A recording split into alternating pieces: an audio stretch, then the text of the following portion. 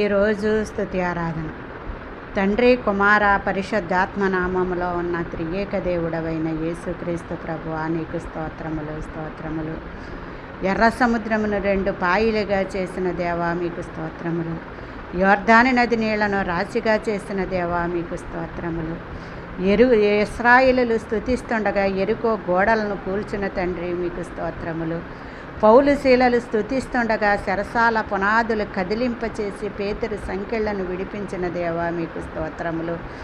నాయన, మరి నీ ప్రజలైన ఇశ్రాయేలును అరణ్యములో 40 సంవత్సరములు పగలు మేఘస్తంభముగాను రాత్రి అగ్నిస్తంభముగాను ఉండి నడిపించి, దేవదూతలు తినే మన్నాను కురిపించి పోషించి, బండ నుండి నీళ్లను రప్పించి త్రాగించి, నాయన 40 సంవత్సరములు బట్టలు చినకపోకుండా చెప్పులు తెగకోకుండా మరి 40 సంవత్సరముల అరణ్యంలో నీ ప్రజలను నడిపించి